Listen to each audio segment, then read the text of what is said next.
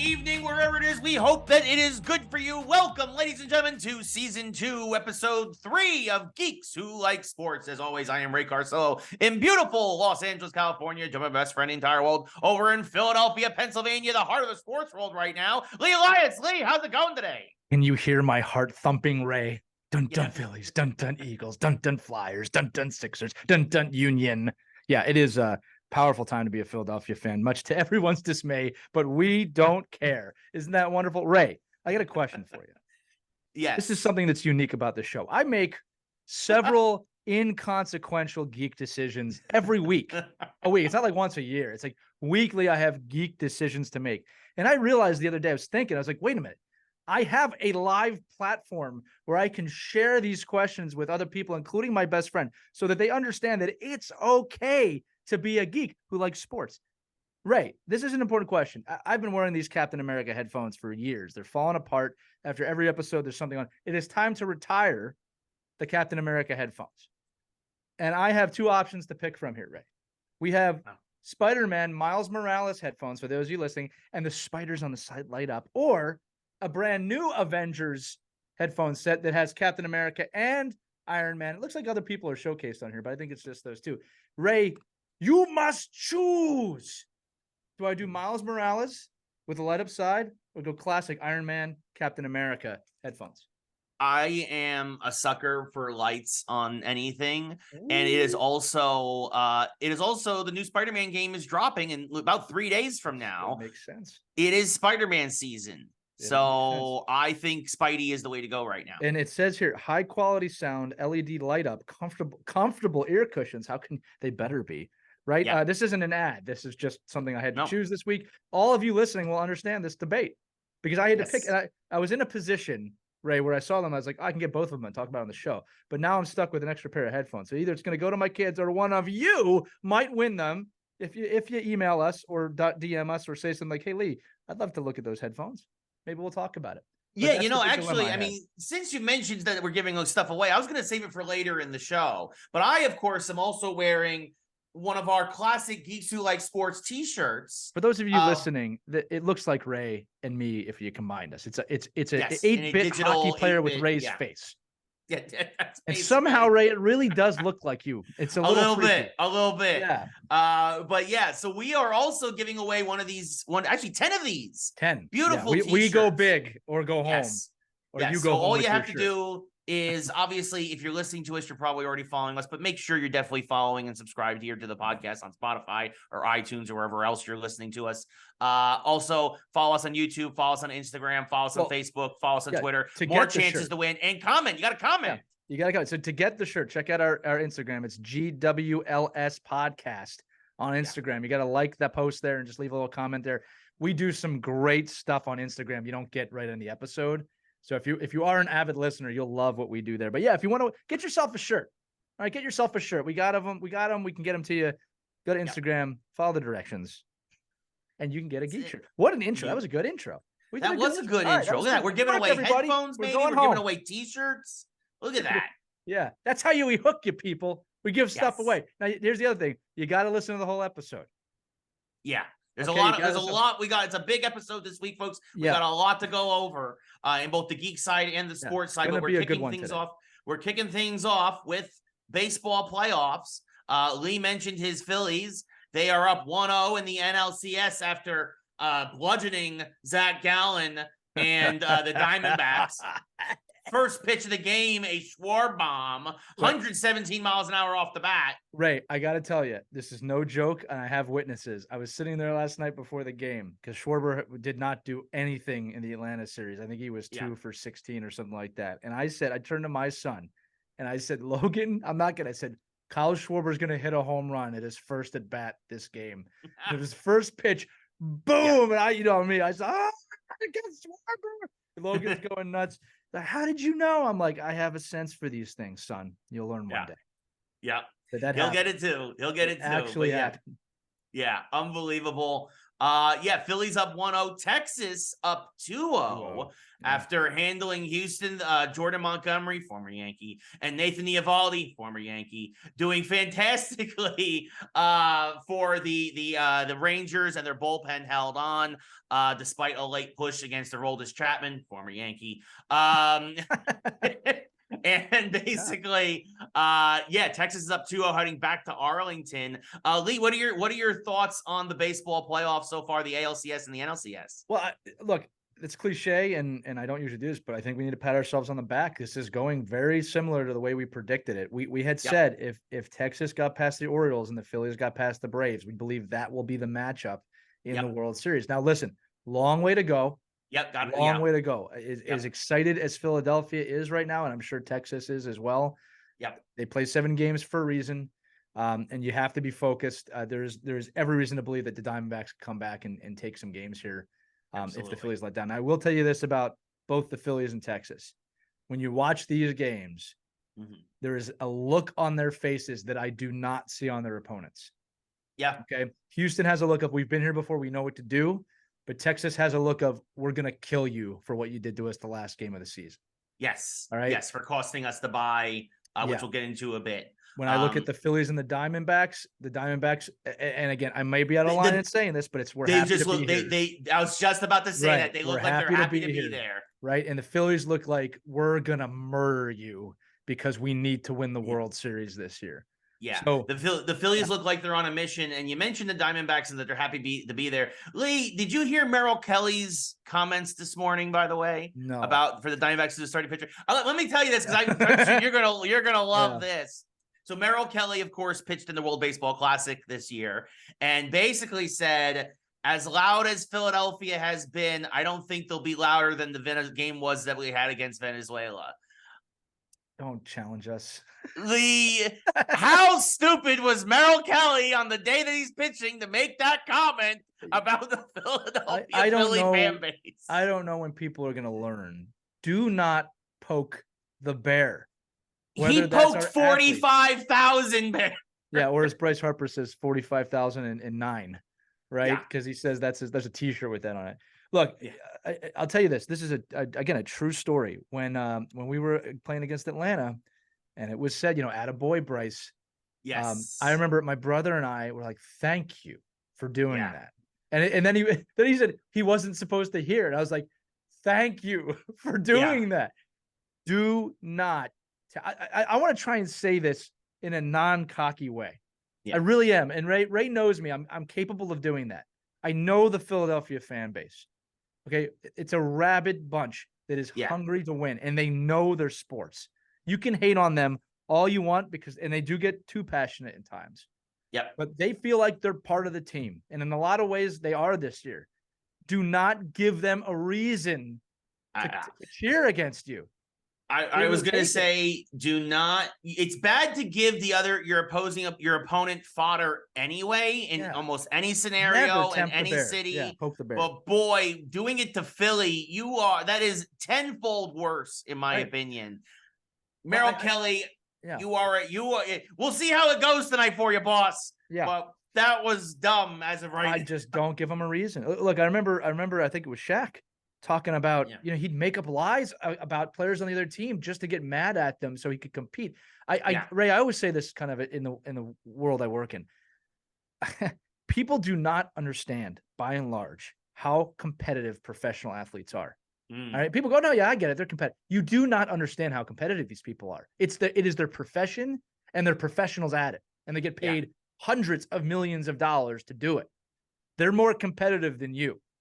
Right? You give these guys a reason. They need the reason. They want the reason. Bryce Harper looks like the Terminator every time I see him right now. And he's backing it up. He's got 4 home runs in the postseason. Happy birthday, by the way, Bryce, 31. Yes, hit a solo home run on his 31st birthday in game 1. And then Nick Castellanos did it again. Kyle Schwarber did. They look determined beyond belief. I'm going to say this again, though. They're going to win this thing till they're not. Right? You know what I mean? Right. So the belief is gone. And it's on the Diamondbacks now to, if they can steal one in Philly tonight, obviously we're recording this right before the game on Tuesday, October 17th. That's a huge deal. Huge deal. Do I think they're going to? I don't know. I would have said I don't know either, but after Merrill Kelly's comments this morning, I feel like it's almost a foregone conclusion now he's going to get shellacked. Here's the deal. If the Phillies win one game in Arizona, assuming that they don't get swept here. Yeah, if the Phillies win game 2 and they take one in Arizona, the series is over. I don't see how the Arizona is going to come back on that. Yeah, series is over. I agree wholeheartedly. And as much as I'd like a rematch as a Phillies fan of Houston, Philadelphia, I don't want Philly, Texas would be better for baseball. It's a better matchup, and I don't want Houston in the World Series again. I just don't want to see it. I'm tired of it. Yeah. Now, that brings us into our next topic. Of course, we mentioned that the Houston Astros last game of the season took the division away from the Texas Rangers and earned the bye. The Astros, of course, are the only team to have gotten a bye, to have advanced this far. And actually, in both the last 2 years, the only team to have gotten a bye and advanced. Some folks are now saying that the bye is bad for baseball. Lee... Such a baseball thing to say. Can we just say it's a bunch of bullshit? Can we just say that? No, I'm going to say it. Listen, people that say the buys are bad, and again, like you said, right, the justification is these teams are resting too long. No, that is a traditionalist view, and it's time to flush it down the toilet. Yeah. Baseball needs to change if that's the way you're thinking. You need to pick a team and prepare a team that is better prepared to play playoff baseball, which is different than regular season baseball. Yep. Right? If we were in Europe, and the league championship mattered, we wouldn't be having this discussion. All right. Because they'd celebrate the regular season championship like it mattered. We probably should do that a little bit more in America, but we don't. Postseason baseball is a different monster. And if you are not, as a manager and a GM, creating a team that can compete in that atmosphere, you're going to lose. Not to mention, no excuses. The Astros are there. They have more adversity than anybody. Exactly. Okay. Exactly. And then you look at other sports. Hockey builds teams for the playoffs. Basketball, you better know that they build teams for the playoffs. Football, you better know how to win a one-game thing or you're out. So baseball needs to trade. I did want to change this too. I'm sorry, say this time. I'm getting excited. I'm slurring my words because I'm excited. Spencer Strider, the pitcher for the Braves. I was about to say this too. Yes. I want to give him a lot of credit. Yep. Because we ripped them apart the other night.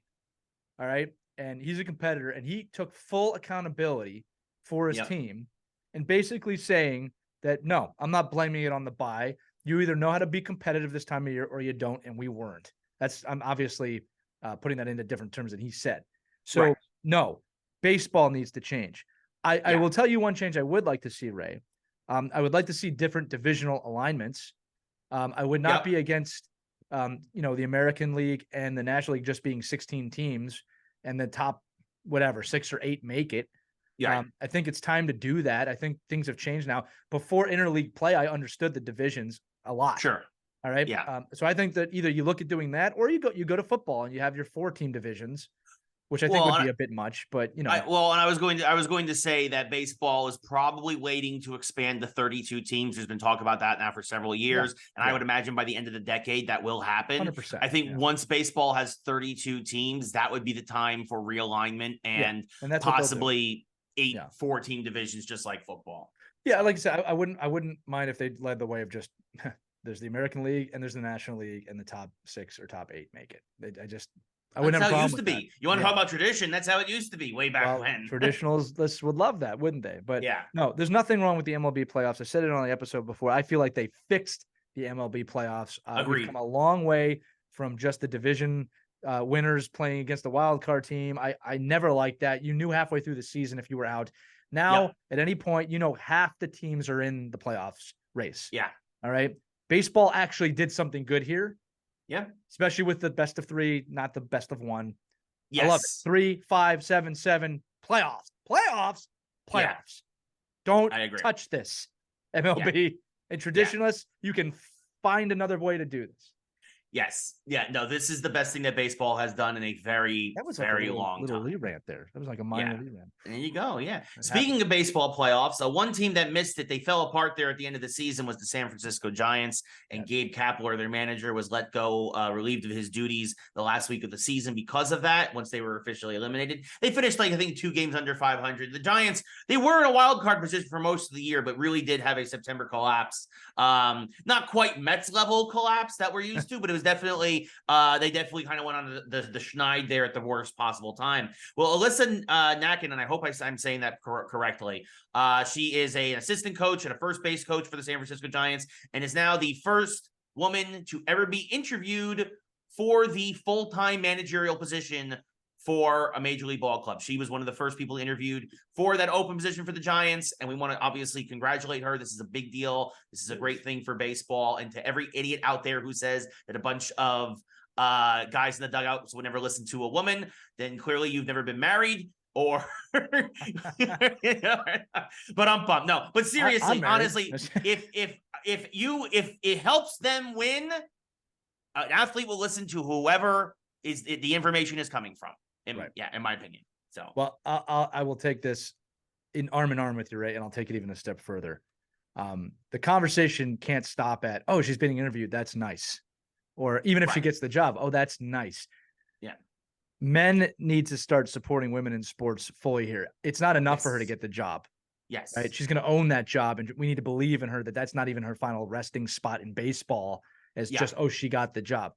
These women in sport want to win. And when I talked about competitiveness a minute ago, just as competitive, right? And here's the thing. I can tell you from the front lines of being an athlete and being around athletes, anybody older that thinks that this is taboo, you're out of touch.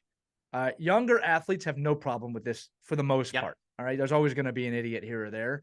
Yes. But I saw this week. A good friend of mine, Mariah Fuji-McGarry, who plays in the ECHL, just won a game for the Kalamazoo Wings against the Toledo Walleye. And so there's a woman goaltender winning at professional sports. All right. And her teammates, Ray, it's a great video. We should share it. Their teammates swarmed her. This is a men's team. Right? This is professional hockey. They swarmed her. They were so happy. I can tell you right now, 10 years ago, 20 years ago, that probably wouldn't have happened. I'm not saying they wouldn't have been happy for her, but there's too much of a stigma. So things are changing here. We're going to talk about this more. But I want everybody out there listening to hear me say it, and I know, Ray, you stand by this too. Women belong in sports. Women can thrive in sports. And if you have a problem with that, contact us, because I'd love to debate you on it, because I'm really tired of this debate. I have never viewed a woman in sports, even in my job, as a stigma. It's if you have the information, as you said, Ray, that can make the team better, I don't care if you're from Mars. I would like to learn and implement the information. Yeah. Okay. So I'm hoping that not only is this glass ceiling going to get shattered, but I'm hoping it's really just the start. Yes. Yeah, no, I mean, we've been seeing this more and more in baseball. Anyway, of course, we're not going to talk about Kim Ng, who, of course, was the general manager of the Miami Marlins. She took the Marlins to their best record in 14 years, 84 and 78. She helped build a team. This is the first time Miami's made the playoffs in a non-shortened season in 20 years, since 2003, the last time they won the World Series. Now, they may have been bounced to the first round, but the Miami Marlins decided to reward her by hiring somebody above her. Basically saying, you were the person in charge, you were the general manager, but now we're going to hire a president above you to reward you for your service. So her contract had an option in it. She exercised that option. She is no longer now the general manager of the Miami Marlins. And I would like to say, as a Yankee fan, I would like both Alyssa and Kim possibly to come to New York and look at the Yankee organization. Please get rid of Aaron Boone and Brian Cashman. I would welcome the fresh viewpoints. Please, somebody fix the Yankees. But anyway, it's not about that. It's about Kim, kind of understandably so. She was very, very gracious, obviously, in her departing comments and whatnot about the entire situation. But it does definitely look, it's a bad look on Miami to hire a gentleman above her after this amazing performance that of her turning that franchise around the last few years. So a few things about this. I think it's important to note. It's not like she had another job lined up. Like, I think people need to understand the stakes in which she took this action. She quit with nothing she quit else the team. With nothing lined up. This is a person who knows what she's worth. All right. And she has the resume. She also probably knows someone will hire me after this. And if no team hires her, please, Yankees, I might go back to saying screw baseball. Please, Yankees. Right. Because what? Hey, we're all about experience, right? We're all about people who have done it. Well, here's someone who's done it. I'm sure there's going to be a few open GM jobs at the end of the year. Why the Marlins Yankees thought it would be a good idea to hire someone above her blows my mind. All right. I also want to say this too, and this has nothing to do with her, but I think if Derek Jeter was still with the team, this would never have happened. do. I agree too. I agree with that too. I just think that's horrible. All right. I think look, a lot of folks were very critical of Jeter as being part of the ownership group, but he was part of the reason why she came to that team as well. I don't think this ever would have happened if he was still there. The other thing too with this is that I think this is like a little bit of a mind check or a gut check for the listeners or people out there. Is how are you responding to this, right? Like, one of the stigmas around women in sports is, well, she must have been difficult and that's why this happened. Man, if this was a man, you'd be like, yeah, stand by your guard and do what you got to do, man. That's right. They're trying to screw you. That's how I look at it.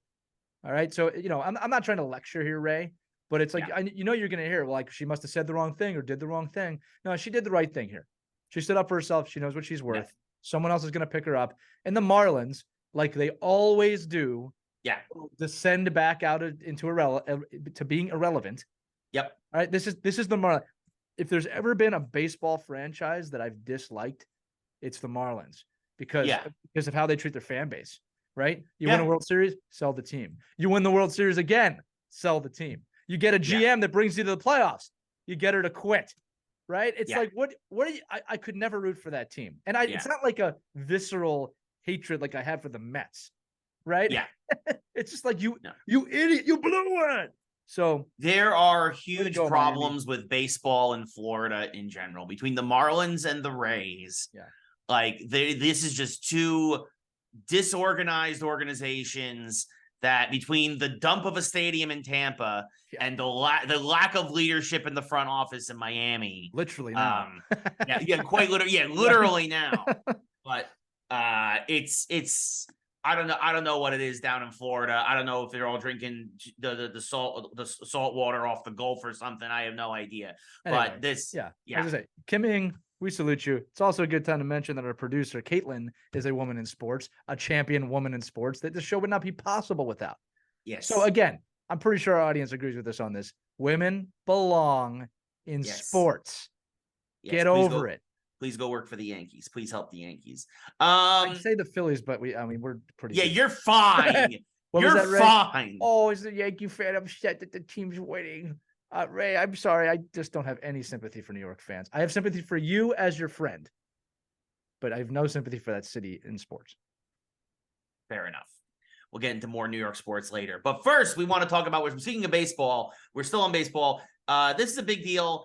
Baseball, softball, and flag football are being added to the Olympics in 2028 here in Los Angeles, which means for a month I will be hunkered down in my apartment and I won't go outside because I don't want to deal with That's actually probably a very good plan, Ray. I'm not going to lie. Yes. Come here. Come over here. I was going to say, actually, I might just leave the city for a month. That's your chance to come to Philly and get shot.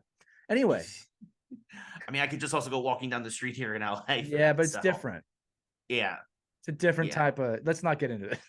Anyway, baseball and football, baseball, softball, and flag football being added to the Olympics. This is a big deal. Tyreek Hill for the Dolphins tweeted about this. He seems excited. I think a lot of the NFL players would actually be on board for this and to be eligible. Like, I think this is a big deal because it's a big deal to win gold for your country. Now, I'm not a big fan of the Olympics. It's not my favorite pastime every couple of years, but I also do appreciate the time and effort that a lot of these athletes put in, and obviously the pride of representing your country and representing America and trying to bring home the gold is obviously a big deal. And I think that I'm curious to see what they do, because obviously this will also be in the middle of the baseball season. It used to be back in the day that it used to be minor league players would go represent the country at the Olympics. I'm curious to see how that all works out. But Lee, what are your thoughts on baseball and now football for the first American football, flag football, but still for the first time being in the Olympics? So on the baseball front, I'm indifferent because we have the World Baseball Classic. So it's like we already have that, right? So it's like, okay, it's an extra thing they're going to have to deal like what the NHL does during the season. They have to figure out how they're going to work around it. Well, remember, the World Baseball Classic was an answer to the Olympics getting rid of baseball. Right. So one of them's going to give, right? Yeah. But now here's the thing. The MLB might say, nope, you can't go. It's like what the NHL does, right? It's like you can't go. We have our own competition. And if you want to go, it's going to be a problem. So that's going to become a controversy, which is like why I'm like, I don't know how that is. Very glad to hear about softball. All right. I do not know why they took that out in the first place. All right. I think it's a very positive thing to have that sport represented worldwide, much less in the North American area. Now coming to flag football, I think it's huge. I think it's huge for football because I think we forget a lot as Americans. This is not a global sport right now. Okay. No. This is very American and North American. Canada obviously has a league too. Sport. I know that England loves the sport, and then it kind of stops there. There really is no NFL Europe anymore. So, Ray, just from a standpoint of educating people about American football, and, you know, I'm looking forward to the debates of like rugby fans being like, what? Like they don't even hit each other. It's going to raise global awareness of American football. And most importantly, I'm taking this from a coaching standpoint now, you're going to see new athletes around the world get involved in football. And that is going to make for a much better product in the NFL and the USFXL, or whatever they're going to call themselves. Yeah. All right. It's going to make for a much better product in the future. And you're already starting to see it. I know the Eagles have an Australian rugby player who starts every game, whose name I'm not going to attempt at this moment. But my point is, like, the more people that are playing football around the world, the better. Now, will I be able to watch flag football on TV? We'll see. Yeah. All right. But, you know, here's the deal, man. If the USA is playing Canada, which I'd say is probably likely, unless like, you know, New Zealand gets their entire rugby team to play, which is like terrifying. Yeah. All right. I'm interested to see this, and I think it's good for the game.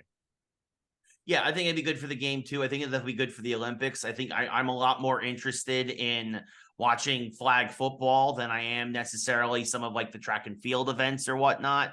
I definitely think there'll be, I mean, again, that's just because I prefer a faster pace and all this other stuff. I think that, I think it's gonna be good for the game. I'm excited to see what happens. I'm excited to see what players are or aren't allowed to go. I'm excited to see how the team is comprised, who's going to coach the team.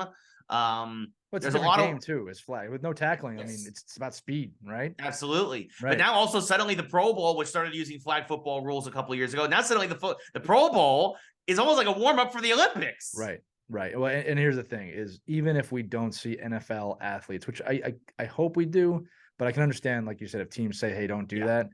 But you know what? You know what my wish would be, Ray? I hope it turns into like basketball, where it's like, you know, there's dream teams, and it's like it's a real honor. Basketball players love the Olympics. Yes. Right. But a lot of the best players sit out every year. No one minds, right? It's just like, it's not their turn right now, right? You know, like LeBron's not going this year, right? So I would love to see that. I think it's also important, and this could be cool. It's important for America, I should say North America, to show their dominance in the sport. Because if you think about like something like hockey in 1980 and how the Russians were the best team in the world, how that brought us into the picture, you could have other powers come up. Can you imagine if someone beats the USA? Yeah. Like some country we don't think of. Yeah. I mean, it's in a weird way, it would be good for the sport as a whole. It wouldn't be good for us, but it'd be good for the sport as a whole because it could spark interest elsewhere. So I would say the NFL would be crazy not to support this. And I think that they will. I agree. Not to mention the non-contact. Again, I mean, look, the NFL jumped over the concussion thing somewhat okay. I won't say they did a great job, but this just helps. This helps bring people into the game. Absolutely. Speaking of football, very interesting week in the NFL this week. There are no longer any undefeated teams. Once again, the Dolphins from so long ago are their perfect season is still intact. They sided relief. Yes. Yeah. Both the Eagles and Niners. Well, I couldn't kind of fell in. Well, the Niners were the Niners fell suspect to the elements in Cleveland. A lot of rain. Brock Purdy had trouble holding onto the ball. And then although they had a chance at the last second to kick a game-winning field goal, it sailed wide right, and they lost to Cleveland, who is Cleveland's competitive. They still have a quarterback problem, but that's a whole other story. Yeah, they're not a horrible team. No, they have a good defense, and they still don't have a quarterback who, funny enough, their quarterback went to Tampa, and Tampa is doing okay with Baker Mayfield. How about that? How fast they forgot that Baker took them to the second round of the playoffs, and then they were just like, "You suck," and he's like, "What?" Yeah, it was a little weird. Yeah. It was a little weird. But got too big for the team, I think, is what happened. I guess, but Cleveland's a weird place. Anyway, yeah, and of course, your Eagles just, I mean, talk about falling into the classic trap. They played horrible. They played a horrible game. They deserved to lose the game. Ray, here's the deal. I said, nobody goes undefeated. It's only happened one time. No, yeah. Nobody goes undefeated. I'm more interested in how both the Niners and the Eagles respond to this, because that's really going to say a lot about who they are. Eagles played a horrible game. They deserve to lose. Yeah. Jalen Hurts had one of the worst games I've ever seen him play. Yep. But, I feel like I know this guy a little bit. He's going to bounce back, and he's going to be really sharp next game. And same thing with the Niners. So next week is when I want to talk about these losses, because that's really the key for the whole thing. And look, hey, good on the Jets with what they're doing right now, and they're finding a way to win games without a quarterback. No, I'm just saying they have a quarterback, right? I mean, but and then too, it's very Cleveland-like. They're really relying on their defense, right? They're not. Right. And Zach Wilson has had flashes, right? And this is what they saw when they drafted him number 2 all those years ago. He's had, he almost outdueled Patrick Mahomes, but they lost at the end of the game. And then, really it was the Eagles' offense, like you said. Jalen Hurts, played horrible. We handed it. It was his worst game since his rookie season. I'm not trying to take too much away from the Jets, but this is far more an Eagles loss than a Jets win. And again, it felt like you guys fell into a trap with looking at Miami. Well, next week. I think it's a couple things. I don't find the Eagles to be not prepared. I think our quarterback had a horrible game. Our defense didn't play that bad. Quarterback had four turnovers. That's very unlike Jalen Hurts. Yeah, and it's very hard to overcome. Yeah, we also had some injuries. I'm not making excuses, but we're missing some pretty key guys. Lane Johnson wasn't there. If the elements are right, anything can happen. That's why you play the games. But no excuses. Like, they played horrible. I want to see how they respond. And then look, also, I think what happens is the Niners lose earlier in the day. Plants the seed of why not us. We see this every year. So there's no panic. We are 5-1 in Philadelphia, and the Niners are 5-1. We are in a very good spot. And the Lions are 5-1. They are. And technically, I think people said if the season ended today, they have the tiebreakers somehow. Sure. Well, listen, this is why you never count your eggs in the middle of the season, right? Ever. All right. Like, if you can't be happy with a 5-1 start, you're just miserable. Yes. Right? Now, if we lose the next 4 games, that's going to be tough. Yeah. Right? Probably not going to happen, though. Highly unlikely. Highly unlikely. Although the game against Miami next week, I think that's on Sunday Night Football will be a great game. Tua versus Hurts, obviously both out of Alabama. Yeah. There's some friendly rivalry there. Oh, it's going to be awesome. It's going to be awesome. And then just the Eagles coming off a loss. It's just going to be awesome. Yes. Yeah, exactly. And the Giants lost. What else is new? Moving on. Actually, I'm going to bring the Giants back up again a little bit later, but we'll get to that when we get to that. Oh, wow. But that was, God, the season's over. The season's over. That's all you need to know. 14-9. They couldn't score a single freaking touchdown. And the mismanagement at the end of the first half. I said I wasn't going to do this, but I'm going to do it. At the end of the first half, how do you run the ball with no timeouts and 14 seconds left on the clock? Wait, why would they do that? Because they're morons. Why would they? And then at the end of the game, instead of running the ball with your running back, you pass it with your backup coach. They mixed up the halves. They mixed it up. Instead of throwing the ball at the end of the first half to save time to maybe kick a field goal. Right. And then, by the way, if you get that field goal and then you're down only 14-12, then you kick a field goal again at the end of the game. And you somehow win 15-14, but the season's still alive. To be fair. This is the sixth time in the last 7 years. The Giants season is over in October. It's October. I have no football. It's early in the year, Ray. No, Ray. To be fair, ask me if I'm playing music now. I'm not playing music. I broke the audio settings. It's okay. I texted you. I did text Ray after that game, not sarcastic. Like, why would you not run the ball there? I feel like I'm watching the Seattle Seahawks in the Super Bowl right now. Like, what are you doing? Run the ball into the end zone. Hard-nosed football. I don't understand some of these decisions.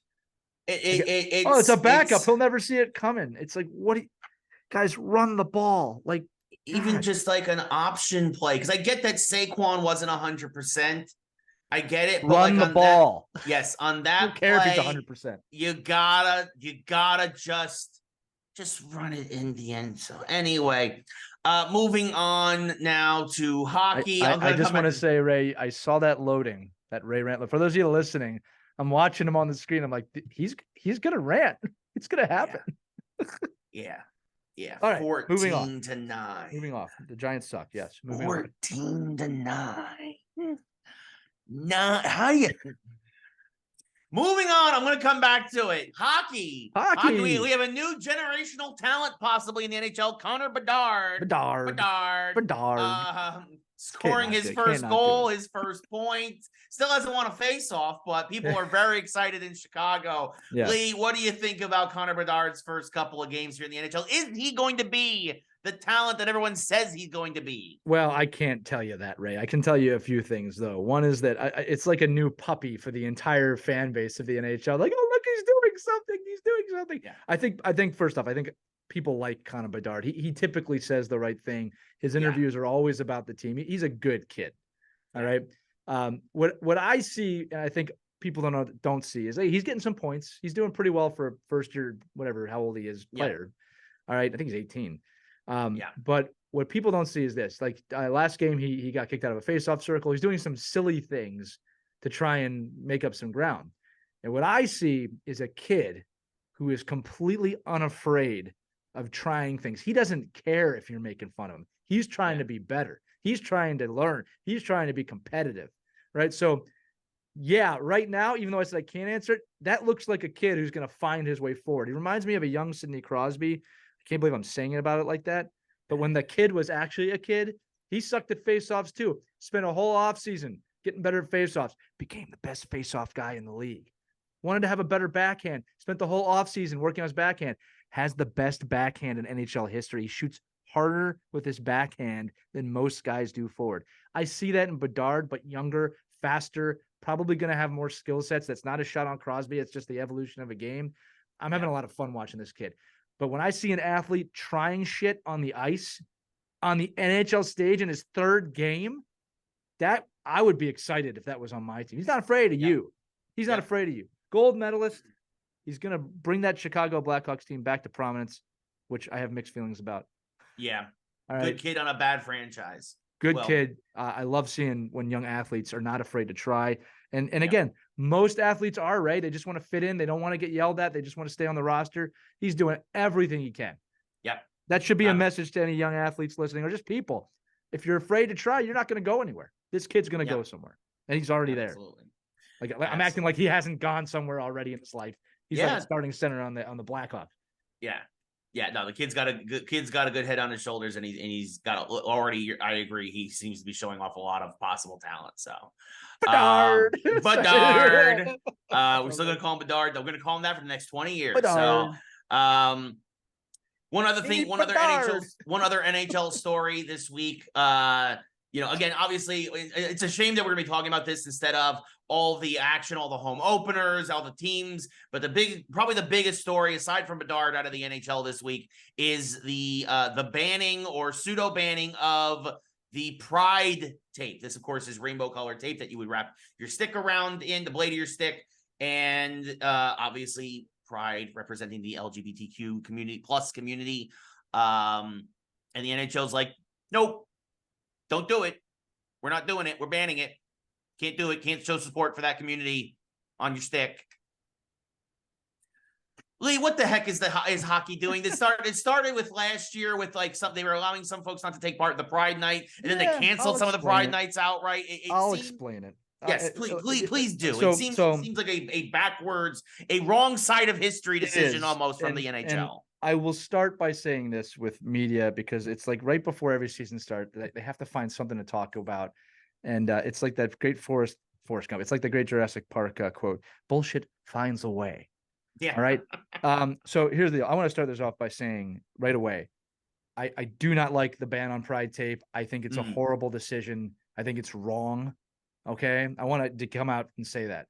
And I do want to give a little history about what's happening here. Okay. Because there's a lot of different avenues in this topic, Ray, that I don't think people know about. But I wanted to make sure people understood. I'm approaching this with, this is wrong. Okay. So this started last year. They have theme nights in the NHL, military theme night, indigenous people theme night, LGBTQ plus, theme nights. They have theme nights for different groups to have inclusion, because hockey's for everyone. Right. And then last year, Ivan Provorov, who at the time played for the Flyers, they had a Pride night jersey that he refused to wear, and it went completely national in the media that he was refusing to do this. Now, I think this was somewhat mischaracterized in the way this was happening. And I had friends contact me about it. It's like, don't you dare defend him. And this is what I said. Follow me here. He is a member of the Russian Orthodox Church. I don't know if that's by choice or not, but he basically said to the team, I can't wear this because of my religious beliefs. And he probably didn't say that I can't do this because my family lives in Russia and I don't know what they're going to do to them if I wear this jersey, which is a very legitimate thing. Absolutely. We saw all the craziness with Artemi Panarin a couple of years ago. That is a serious, legit concern for Russian hockey players. Panarin left the Rangers for 2 weeks or 3 weeks to fix his family because he said something controversial about the Russian government. Anti-Putin. Right. Yeah. So I just you have to accept that fact that Russia works differently. The United States, it's not fair, and there's no courts. You just disappear. Yeah. Okay. So I think there is legit, follow me, people, legit concern from some of the Russian-born players that their families may be in trouble if they wear those jerseys. And you can't just say, screw it, do it anyway. It's not fair. All right. Because if you respect the beliefs of Pride Night, you need to respect the religious beliefs of other people who may not agree with that on the surface, whether you agree with it or not. I don't agree with those religious beliefs, but it's his right to have those beliefs. That's part of the country. Okay. You can't choose what you love or hate. All right. It's open for everybody. So that happened. And it caused a huge controversy. Other athletes in the leagues refused to wear it. So they just said, you know what? We're not going to do theme nights anymore this year. So there's, again, no Pride Night, no military night, no, I'm sorry, I'm saying this wrong. We're not going to do theme jerseys. They are going to do theme nights. I apologize. I said that right. So there will be a Pride Night, but there will be no jersey. Okay. Right. There will be military appreciation, but there will be no jersey. Right. For some reason, Ray, within that decision, I'm holding it up on the screen if you're watching. Pride tape was also banned league-wide. Yeah. And it's the stupidest thing I ever heard. Yeah. Right. Now, to be fair, it's not, I don't know if to be fair. Gary Bettman came out and said there's been a really horrible misunderstanding with this and that was not our intention. We still donate a lot of money to these groups. We throw money at them, kind of what he said, which is weird. But we donate a lot of money to these groups.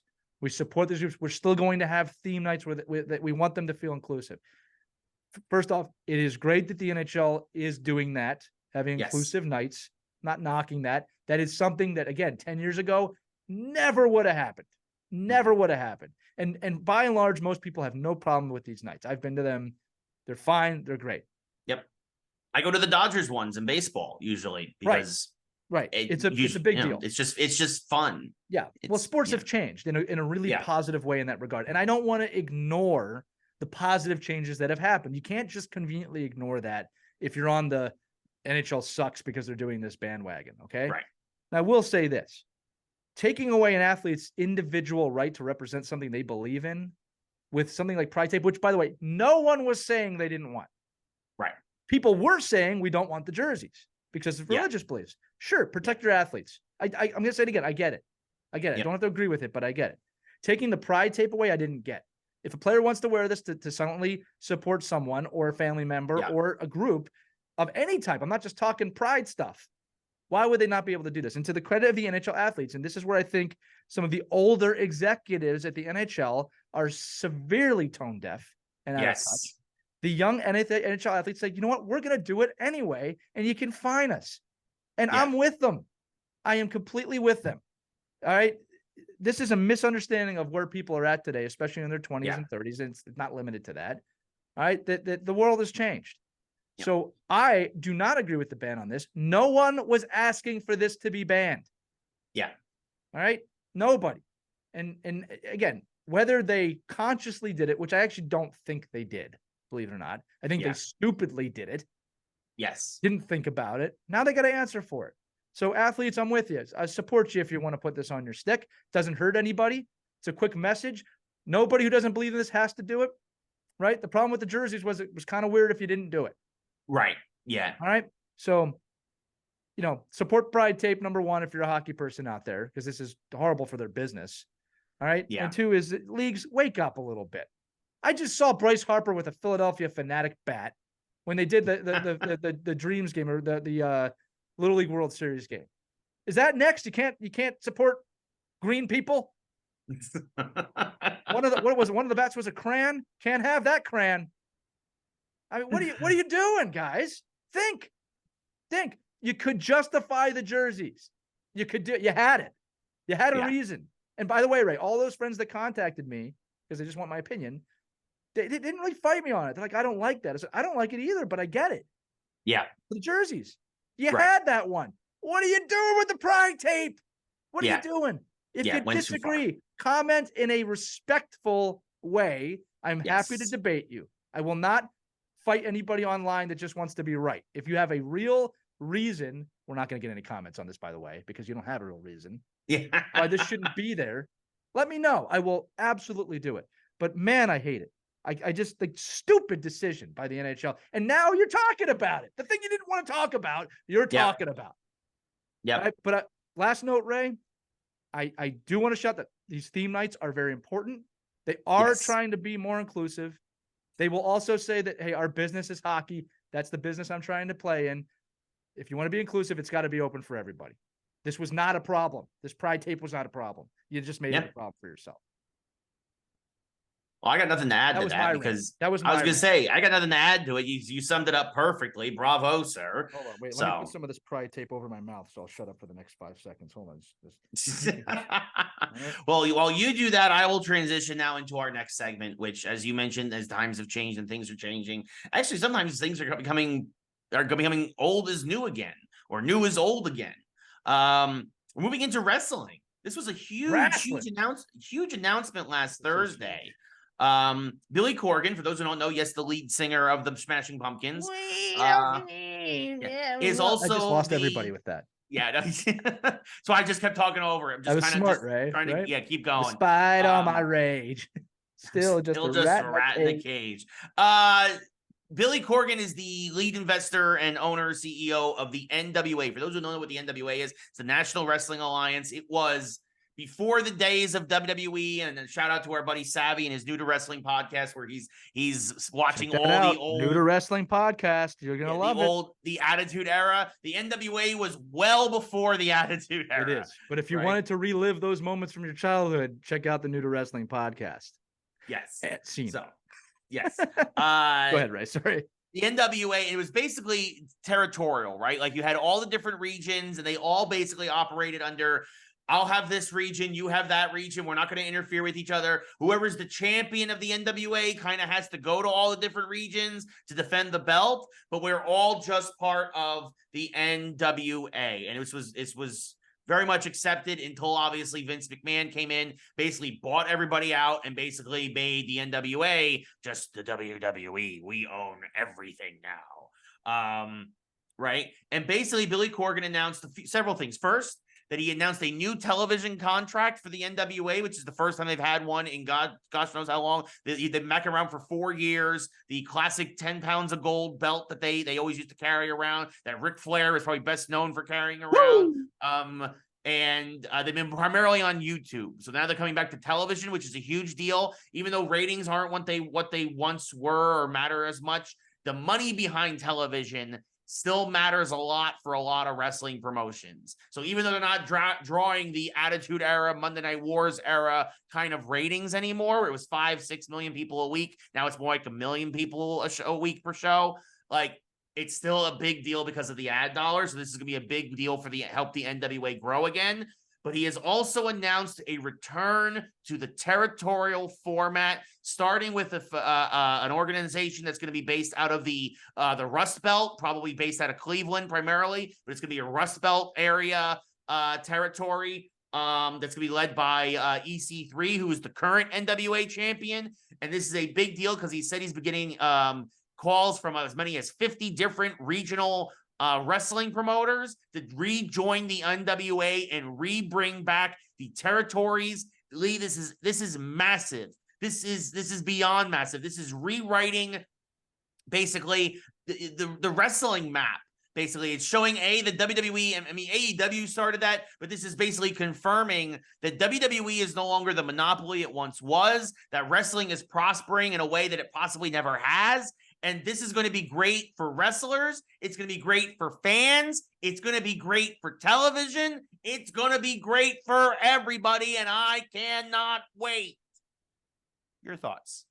Well, the environment was right for it to return. It's funny because what Vince McMahon did for wrestling at that time was also brilliant for that time with TV, and that you only had a few channels, and that he centralized everything to one source. and put all the money in that source. With the birth of streaming and streaming going where it was, there is no competition for airtime now. You can watch whatever you want, whenever you want, however you want, right? Again, right, I think back to the Monday Night Wars. It's like you had to choose. We weren't recording that. If you missed it, you missed it. That was it. You had to read about it or hear about it. I mean, I know a lot of people did record, but you know what I'm saying? It was like you had to pick. You don't have to do that anymore. So the environment is correct for something like this to exist, where now you can do everything. And that's why AEW is thriving. That's why the WWE is still thriving, so forth and so on. What I love about what Corrigan is doing, and by the way, I hope that you and I are rich enough one day, like, what do you want to do now? Let's buy a whole wrestling league. Have some fun with that. But like, he's made it into like almost a sports league, which I really like. It's a totally different dynamic. Keeping in mind too, Ray, in the old days, they were televised kinda. Like it wasn't like it is today. Right. It's one of those things where like, well, they can show you everything everywhere all the time. Fans can vote of go to this territory. That's where the belt should be challenged. You have a lot to say, infinite storylines. It's not limited. Right. Guys could pop up at anywhere. And then from a capitalistic nature, which Corrigan probably would hate, but from a capitalistic nature, this creates more competition across the board, not just in NWA, but across the board. So wrestling will get better, and it needed to, because one of the things you and I have talked about off the air a lot is just the wrestling is just not as good as it was. Not just the storylines, the wrestling. In some cases, this is not true for everybody. Right. I think wrestling was at its peak in terms of only wrestling right before the Attitude Era. Right. I think that was the most amazing time for wrestling in terms of the sport, if you will. Right. So I think this could bring some of that back. So I love it. I love that the league nature of it. I love that, you'll have your territory that you root for, Ray. You know what I mean? And like that's new, right? You have your wrestlers that you root for, but now you might have a whole territory. You want your territory to win. So you're gonna have your local boys, and you're gonna have your national guys in the spotlight, and I mean, again, like to your point, back in the day, like if you were in Tennessee, you saw Smoky Mountain Wrestling, and that was about it. And maybe a couple of national things, right? If you were in Canada, you saw Stampede. If you were in Texas, you saw WCCW, right? Like World Class Championship Wrestling. Like you saw these different, you had Crockett Productions. You had all these different wrestling leagues, Florida Championship, Ohio Valley. Like they're all everywhere. And like now it's going to be able to, you're going to be able to, obviously the West Coast had this with ECW. Like the little engine that could. I remember, which was in Philadelphia during the height of the WWF and WWE, and it was fantastic. I mean, you had your own, and you would root for those wrestlers because it was Philly wrestling. Sabu, Sandman, Dreamer. I mean, all the guys Head. All right. I mean, it's Al Snow, the Dudley boys came out of ECW. Right. You root for these guys, and then sometimes the WWF guys would come down. It was a big deal. So it can work. We know it can work. I'm excited to see what happens. Stone Cold Steve Austin was born in ECW. He was still stunning Steve Austin in WCW, and then he went to ECW, and he fired. He began the machinations to become Stone Cold, because then of course he went to WWE. At first he was the ringmaster, but he fixed that real quick. Thank his wife or ex-wife for the Stone Cold thing. I think was it Deborah? Might have been Deborah. I think Deborah came up with that name. So, or is it Stone Cold ice cream or something like that, or you'll be Stone Cold beer or whatever. Stone Cold whatever. Now we all hear glass smashing all the time. It's great. Yes, exactly. So it's a big deal. My phone just gave me locations for Cold Stone Creamery because I said something. Thank you, phone. Thank you, Siri. The devices, they're listening all the time. You know who's also like Stone Cold or just ice cold? It's my New York freaking Giants. They're terrible. And you know what I did as soon as the game ended? That's why I actually didn't respond to your text message going back to earlier, is because as soon as the game ended, I took 2 scoops of cutscene. Oh my God. I'm not gonna lie. What a transition. 2 scoops. Yeah. I went and I took Giants getting you down. Go to sleep. I wanted to go to bed immediately. I was so depressed after that game. I had everybody blowing up my phone, and I'm like, I just can't deal with it right now. Double scoop of cutscene. Ray, this is out in like 45 minutes. Are you a Giants fan that's just done with the team? Yeah. We've got a discount for you. Sleep through the whole season on cutscenesleep.com, and you can sleep through the entire season, as Ray Carcillo just said, restfully, peacefully. You'll feel better the next day, and each and every Sunday, and whatever the start time is, you too can be relaxed and take cutscenes. Ray, that's a great. I'm being sarcastic here, but that is a great segue into that for using cutscene. Yeah, no, for sure. Like I said, next I should have just stuck with it when I was with football, but I wanted to get through the sports section first. It was great. No, we're doing that, right? We're talking about our little cutscene story of the week. Yeah, no, and I think I actually have two, because like I also took it earlier in the week, and I'll say this: I know Lee, both me and Lee are very vivid dreamers. We've discussed this before, but I think I have even more vivid dreams when I take cutscene. I don't know how this happened or why this happened, but it was me, Rob Lowe, and Sonic the Hedgehog having to save San Francisco from Russia. I don't know why that was what I dreamed, but it was fun and it was great, and I was very well rested the next day. Somehow made a sequel to Red Dawn in your head.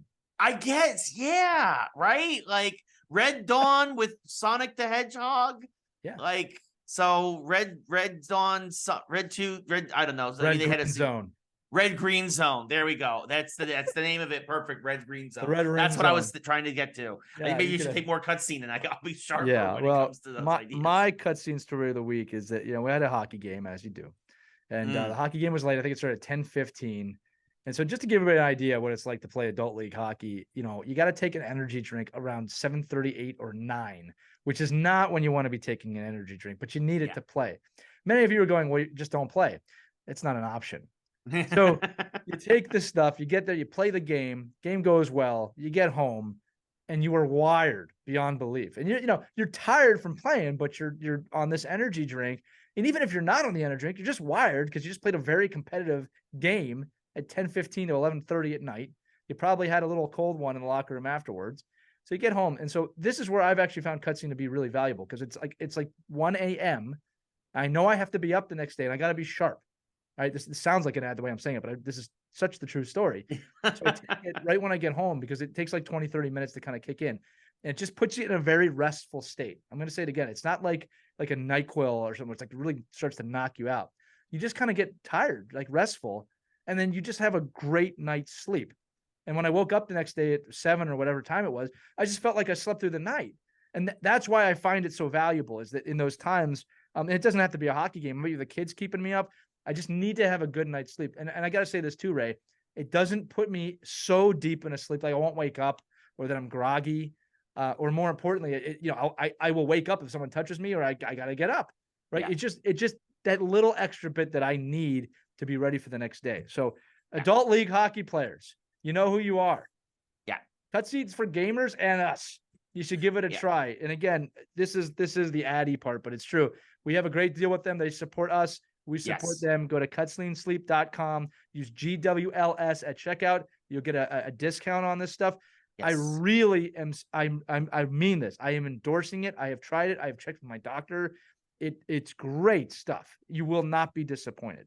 Yes. So there you go. Adult league hockey players and depressed Giants fans. Oh, I'm sorry. This is future Hall of Fame adult league hockey players with potentially the first overall pick in the over 40 league draft next year. There you go. I might be the Bedard of that age group right now. It's so not true. I'm not even close, but you know what I mean. So the Wayne Gretzky of your adult hockey league, men's hockey league. Wayne Gretzky. Or really depressed Giants fans like me, cutscenesleep.com. Yeah. Use GWLS code at checkout. I believe it's a 10% discount. We would appreciate. You're only going to be helping yourself, honestly. Right. It's important to note too. You didn't go to gaming after the game. You just wanted to go to sleep. But it works for gamers also. Yeah. I mean, usually I'm playing games, whether it's Assassin's Creed, we'll talk about later, or we'll talk about that later. Stay tuned. Yes. But yeah, the Giants just really depressed me this week, and I just wanted to go right to bed. So cutscene was there for you, Ray. Yes, it was. So moving on. Something else I've been watching late at nights. I'm trying to finally start watching TV again, and of course we are watching Loki as it comes out. Loki episode 2 dropped this past week. Lee, some fun Easter eggs in this episode. things starting to move forward again. And I'm not gonna lie, I'm excited to see where they go with it. There's a lot of potential. There's a lot of opportunities here. They kind of bought our boy. First of all, I'm happy to see that Ouroboros was not a one-off, that he is back this week. Yeah, I mean, he's a character in the show. He's going to be in the show. He is going to be a main character going forward for sure. Well written and acted. Yes. Yeah. K Kwan is phenomenal. And he plays OB, aka Ouroboros. He is the tech wizard that basically keeps the TVA running. And honestly, it was I'm really curious to see where they go. It feels like so I'll get into a little bit of spoilers here. Spoiler alert, if you don't watch Loki, fast forward. Spoiler alert, if you don't. Spoiler. You got it. Yeah. Lee, it feels like they bought OB some time to get the loom under control with the events of what happened here in terms of the massive pruning, but that it's obviously still going to be a problem. And now the big thing of this episode is they got Sylvie back on board. The gang is back together, and now it's tackling this massive problem of there's too many timelines. What were your thoughts on the episode? Well, just generally with Loki, what I love is this feels like Marvel the way it used to feel. Yeah, this is prime Marvel. You're invested in the characters. You want to know what's going to happen. And they're creating kind of the sides of the season, right? You're either for the pruning or you're not. I mean, obviously all of us are not if you're a viewer, but like that's the new enemy, right? That they're pruning all these timelines. And I love that we don't know where it's going to go, right? I think that's really exciting and fun. One thing that is interesting to me is we just haven't seen Kang yet. All right. And we know he's going to be in this. We do heavily. Like we know it sounds like next episode would be my guess when he's going to show up. But we don't know how Kang's going to play into this. We don't really know how Sylvie's going to play into this. One of the things I saw a really interesting Easter egg or thought, a theory was that the McDonald's employee, because it's the early 80s, the McDonald's employees might be a young Mobius. Yeah. And I really like that idea. Yeah. Yeah. Cause Mobius is clearly from the 90s, the way he acts and the way he's dressed in the jet ski thing. So I thought that would be a really interesting turn, but like my happy report is I don't know where they're going with this. I really don't. I mean, it can go so many different directions. I just like the idea that we know that Sylvie in the future is trying to save the TVA. Now there's a reason they gave us that information. Yes. Right. And that's a gutsy thing to give because it means you know where she's going to end up. Now you're investing. How are you going to get there? Yeah. Right? That's a gutsy way to write a show because it's like we said, this was the problem with things like Andor. Like, he's going to die. Right. Like there's no fear of him dying on the show because he's going to die. That show had some good stuff and some bad stuff because of that. I trust them with this. I'm really hoping they right the ship with this show. And I'm just happy with the way it's going. Yeah, I agree. And of course, there were some fun Easter eggs. Of course, the biggest one is that X5 went back and rejoined the Prime timeline as who he was, named Brad Wolf, who of course is an actual character in Marvel Comics. He plays a character called the Zaniac in a film, who is an actual villain in the Marvel Comics. He was a villain of Thor. And basically the idea is that the Zaniac was actually a dark essence from the dark dimension made by Dormammu and basically possesses the actor Brad Wolf. You got to say it like they do in the movie, the dark dimension. The dark dimension. From the dark dimension. Yes, and Dormammu. And basically in the comics, and kind of so similarly, basically he plays a villain in this film, and then of course there's a radioactive explosion and all this other bubble stuff, and basically he gets the costume that he's in as a villain conforms to him, plus the dark dimension essence, the dark dimension. He gets like superpowers, and then like everybody realized he was a really terrible character, and they killed him off. Thor killed him 4 years later. He was only around from 1986. Way to go, Thor. Yeah. Thor is okay killing bad guys. Like, I mean, we know this even if you don't read the comics, you know this from the films. Aim for the head. But definitely, so that whole thing I thought was great. A great way to bring in a like very much C-list level Marvel character from the comics, and make it work in a way that just made a ton of sense. Of course, there's also the mention of Miss Minutes and how important she is going to be things to going forward. And like you mentioned, Lee, Kang is also going to be very, very important to this going forward, probably because they mentioned that it's his essence for them to get to open the door to the loom in order to fix it. So my guess is that they're going to need a version of him in order to get that done. We got to remember, not all Kangs are bad, right? Yes. So there's a lot of different things they could do here. I think the frustration for you and I, Ray, is just like we had to wait a whole phase to get here and didn't really accomplish much. Nope. And again, my assumption is that they're creating all these teams in Marvel to fight all the Kangs. But we'll see where this goes. I'm enjoying it. I look forward to the next episode every week, just like Quantum Leap, which we'll talk about in the future.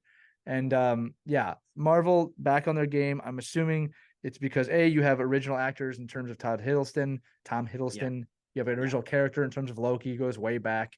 And I'm gonna guess the writing is being done by people who get this stuff finally.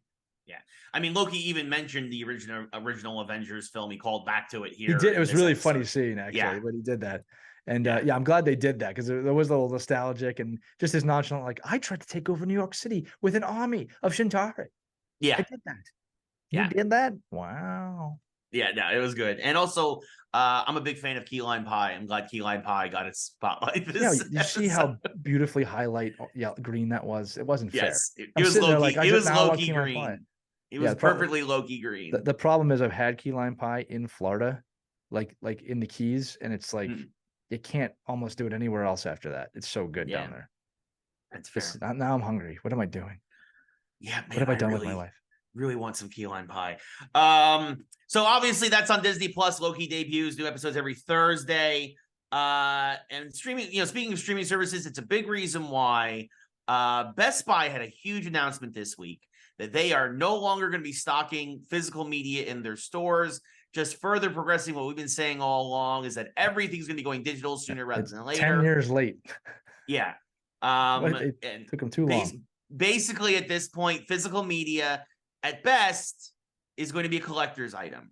Right? Obviously, there's still a market for it, like places in Walmart and Amazon are still shipping at, because there are still, again, collectors for metal books and things of that nature. And there's a generation that does that still, right? Yes. There's an older, it's weird to say that, but there's an older generation that still wants DVDs and they still want physical media, because they I don't want to say they just haven't invested in streaming. I'll put it that way. Yes.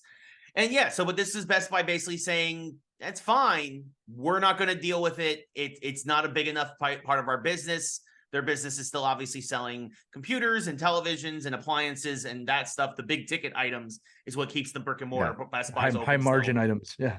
Right. Yeah. So not the, $13.99 CDs and DVDs or whatever on store shelves. So that's a big deal. It was also a big deal in terms of physical media this week. Netflix, who is kind of a big reason why we have the streaming services, announced that they're going to start opening up brick and mortar locations, which Blockbuster, the last remaining Blockbuster official Twitter account, was like, should we tell them how that ends? Lee, I mean, they're trying to make it an experience, right? It's almost like a theater. Like, they're going to have food. They're going to have premium stuff happening there. But Lee, do we really need a brick and mortar Netflix store? Because I sure as heck don't think we do. It's all about how it's done, right? You just kind of hit the nail on the head. Like, the problem with Best Buy, before I get into Netflix, is they're dated. A completely dated thing. Like, now, again, you and I have had these discussions in the past. I remember when streaming was coming up. The very early years, you and I both were uncomfortable with it because we liked going to Best Buy together to get DVDs and to get music, and we enjoyed that experience. Yeah. People follow me here, right? But I remember then you and I started debating. I was like, well, I'm just going to stream it. And you wanted to keep going, which I understood. So we did, right? But eventually streaming got so good and so prominent that it's like, no, this is way easier. COVID helped with this a lot. I was going to say COVID accelerated things by a lot. Yes. COVID accelerated this 10 years easily, where you had no choice. Yeah. Right? Now, this is where my mind's at. And this is why either Netflix is going to come out of this looking like geniuses, or it's going to fail miserably, which they could totally afford, by the way. Yes. What do people miss about going out? They don't miss waiting in line. They don't miss having to wait for things to be on the shelf. They don't miss things being sold out. They do miss the experience. I miss driving with you to the comic store. I miss driving with you to the Best Buy and the movie theater and those experiences. They're not worth it anymore. So the question is on Netflix, how do you make that experience worth it? In season 1 of this show, we talked a lot about how Disney or someone like Disney could buy movie theaters and make an experience of those movie theaters. And I'm telling you this, and again, I'm unfortunate to be in this position. I would spend probably quite a bit of money 3 to 5 times a year, if not more, to take my kids to a Disney experience film. It's a gift. You would earn it. It's a special thing that we're doing. It's an experience. Let me tell you, Ray, the experience right now of going to the movies sucks. Yes. I have to wait 20 minutes for popcorn or pretzel bites. It's dirty. The only good part of the movies now is the movie. And I can watch it on my gigantic TV at my house. Yeah. Build the experience and people will come. Yeah. No, absolutely. I agree 100%. If the I did the League of the Field of Dreams. Yes, I know. The experience. They will come. Ease their pain. Go the distance. It works every time. No, and absolutely. I think again, I still think Disney has the best chance to possibly do something like this as well. I'm surprised they haven't. But look, Netflix first through the wall, or the time wall, if you want to call it that. But my point is, look, they're trying stuff. This goes back to what I said about Bedard. They're trying stuff. Right? I'm interested to see what they do. All right. Best Buy, again, I would love to have seen their balance sheet from the last 10 years. They probably just milked this for as long as they could. I think there's still a place for Best Buy, but I won't be surprised if they're out of business. They waited too long. Yeah. So we'll see what happens, but I'm interested to see what they do, but I'm very skeptical. I will tell you that right now. Yeah. And good on Blockbuster for tweeting that out. That was brilliant. It was hysterical. Speaking of Disney, real quick, by the way, not on the rundown. I was just curious, Lee, have you seen Once Upon a Studio, the new Disney short they just added to Disney Plus celebrating 100 years? I would recommend that to everyone. It's an 8-minute. 8 minutes. It's celebrating 100 years of Disney animation. 8 minutes. It's on Disney Plus. Totally worth it. I will say this too, that, and very briefly, Disney and Lucasfilm never get enough credit for the contributions they have made to film. Even though you all know them, you all respect them, they have done so much more. And this is my quick challenge to people. And I'll just use Lucasfilm as an example. Go watch the pod racing scene from episode 1.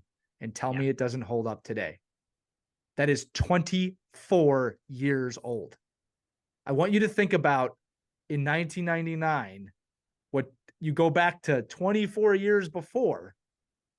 Yeah. And there's no way that stands up in 1999. That gives you an idea how much these people are pushing things right now. Yeah. And now they're the same. Now they're one. They are one. You know, speaking there's of balance in the force. Sorry, Ray. There's balance in the force on that regard. Yes. Speaking of things that are now one, this is a big deal. This has been in the works for a couple of years now, but finally.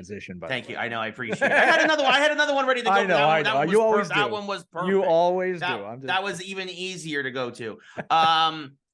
Xbox has finally, after all the legal battles have been put aside, and as expected, they were all going to fall by the wayside anyway. All the legal battles did was delay the inevitable. Microsoft has closed the deal on their $68.7 billion acquisition of Activision. Say that number again real quick. 68.7 billion. Yeah. Or if you want to round up to 69, that's perfectly okay. That's no fluff number. That's not at all. That is no small number, my friend. Fluff number.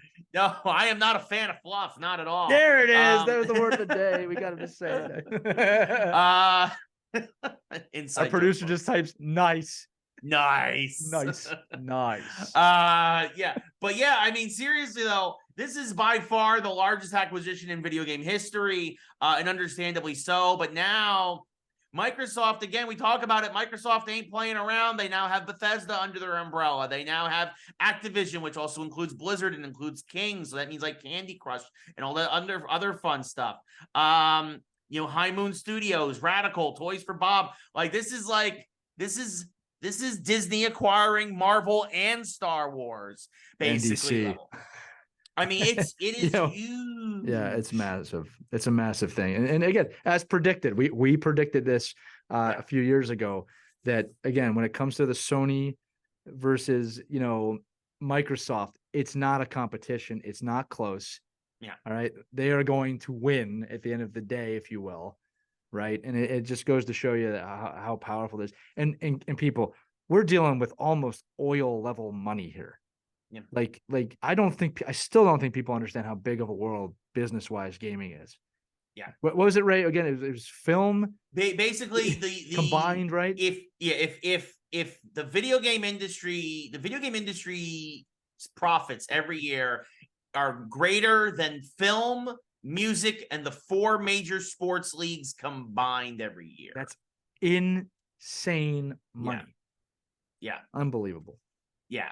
Like it is. I mean, we are talking upwards of, I think, $200 billion a year as an industry. They could sponsor this show for 0.00000000001% of 1 year of their profits easily.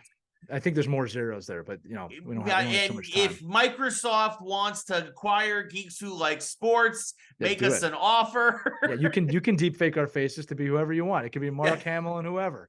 Yeah, let's do it. Oh god, yeah, we could be like Soap and Price from Call of Duty, hosting a podcast. Let's do it.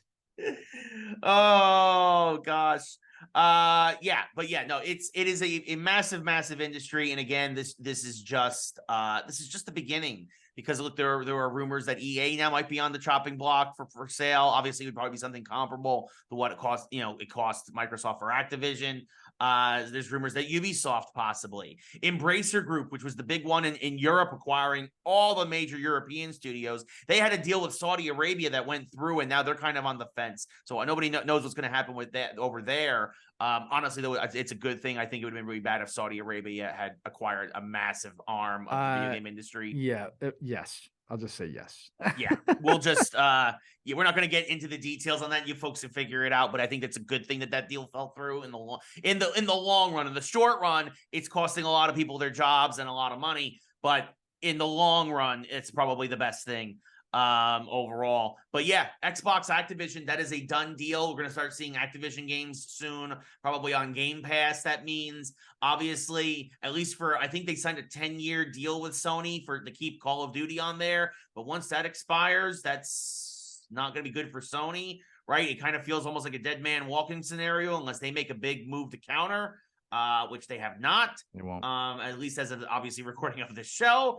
But it's going to be interesting to see what happens going forward with the games industry, and it's groundbreaking and it's earth shaking. So, well, I'm looking forward to seeing where it goes. Well, and again, we talk business on here. When things like that start happening, we'll get into the business side of things because we're geeky about that too. Yes, yeah, no, it is a big deal. Speaking of, I mentioned Ubisoft might be one of those studios that's on the chopping block.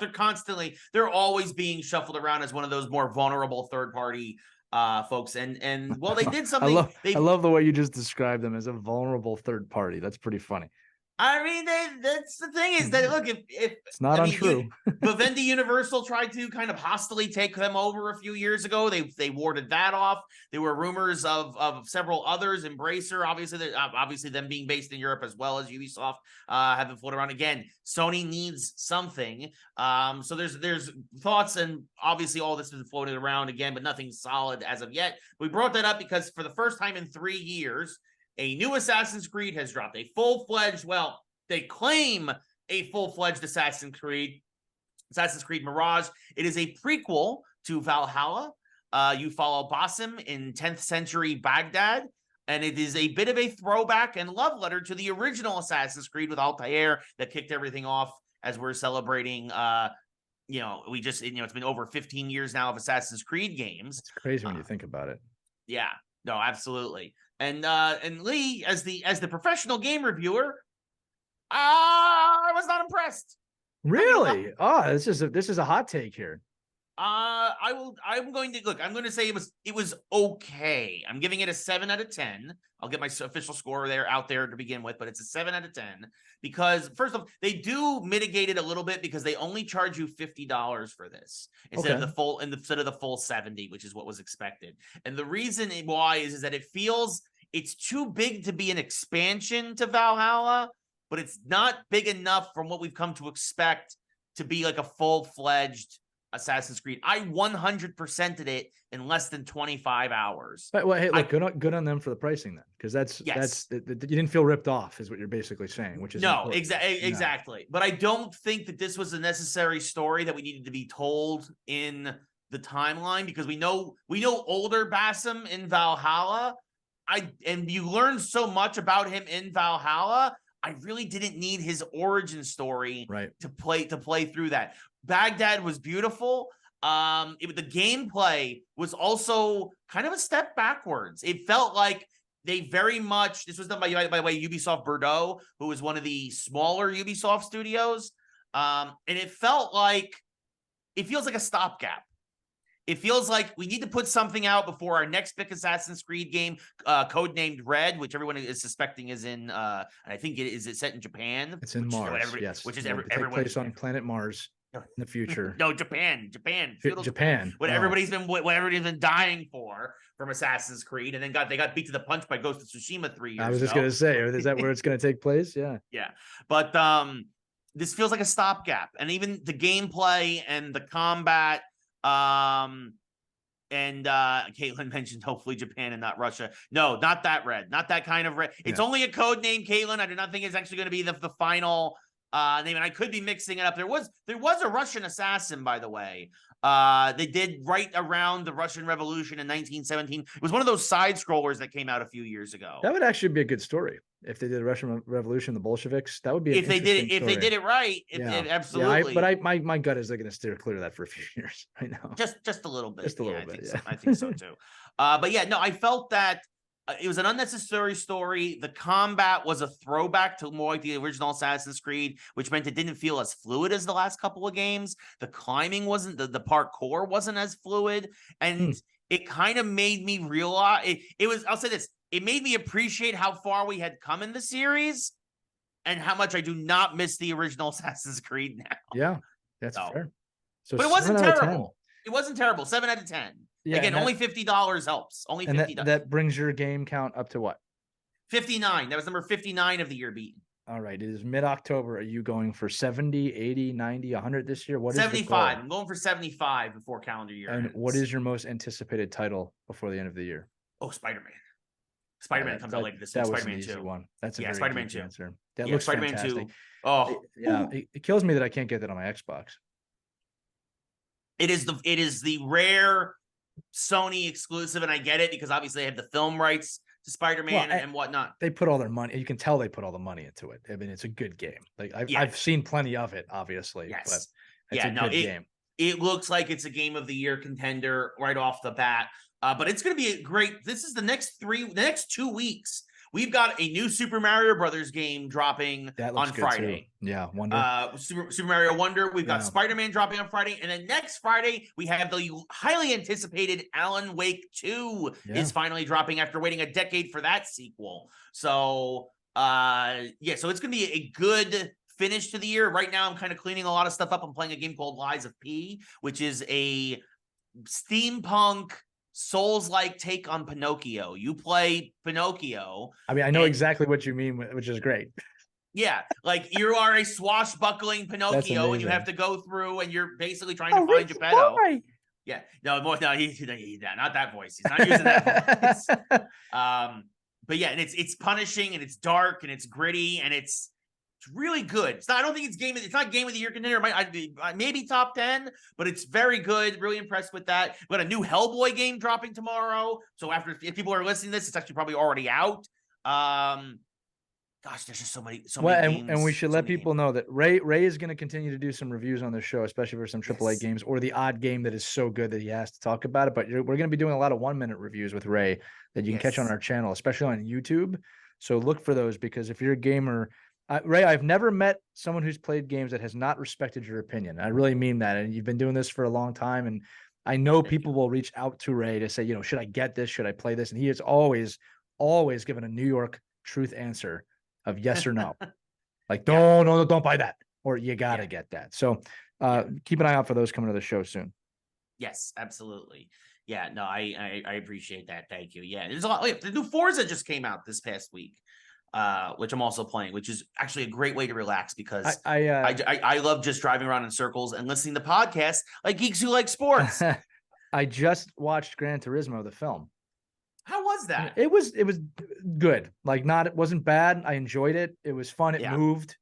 It's got some drama in it. I thought it was good. I like David Harbour. I do too, a lot. Yeah. For those of you who watch Stranger Things, you're a big fan of him. But I'll tell you, look, if you're a diehard racing fan and a diehard Gran Turismo fan, I'm sure you're gonna look at it and be like, that's not the way it was, or this is not.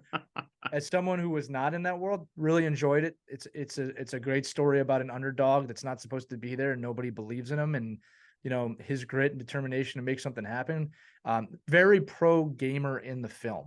Like they really talk a lot about what this does for gamers, which I really appreciated, because they didn't have to do that. They could have made it like it's just one kid, but they really support it. But yeah, Gran Turismo was I enjoyed it. Right, it was good. It's not the best film I've ever seen in my life, right? But it's good. I watched it. I probably won't rewatch it. It's worth a watch if you have the time. Fair enough. Well, I still need to get to Ahsoka at some point, so that's first. You do need to get to Ahsoka so we can do a full spoiler episode on that. I really need to talk to you about Ahsoka. I would really appreciate it if you would hurry up and watch Ahsoka, please. Okay. Acolyte's coming out sooner than you think. There's more shows coming. Oh boy! All right, I'll get caught up. Right. To end the show, should we test the new Spider-Man headphones? You know what? All right. Save them for the mashup. Ooh, I like what you did there. You want to see him work? You got to come to the mashup coming out this Saturday, or if it's out already, you can listen to it now. Yes. So there you go. So that does it for episode 3 of season 2 of Geeks Who Like Sports. Get a t-shirt. Go to Instagram and get a t-shirt. Go to Instagram, comment, follow us, all that fun stuff. Go there. Pick up some cutscene. Get some cutscene at cutscene. You know what I did is I combined it. Cutscenesleep.com. Yes. And use code GWLS. It's worth it, people. I'm not kidding. Yes. It is so worth it. Check it out. Just one bottle, you'll be like, I'm so glad I did this. What does a good night's sleep cost? Exactly one bottle of cutscene. And use GWLS code at checkout for 10% off. Because that helps us, obviously. If you're gonna do it, don't do it without doing that, you jerk. It's too aggressive. It's too aggressive. Whatever works for you. Take your cutscene. Right. Sim it down. GWLS at checkout. Yes. But no, thank you everybody as always for watching and listening. We really, really do appreciate it. It means a lot. We would not be here again without all y'all. So yeah, please go to the socials, follow, download the episode, check it out. 5-star reviews wherever you're listening to us. It's a big deal, and it does help us. We really appreciate it. We hope you all have yourselves a great week. We'll be back with more Geeks Who Like Sports next week. Again, stay tuned to the socials. We're going to be sprinkling some other fun stuff throughout the week. Until then, though, that's Lee. I'm Ray. Thanks for watching, and we'll see you all next week for more Geeks Who Like Sports.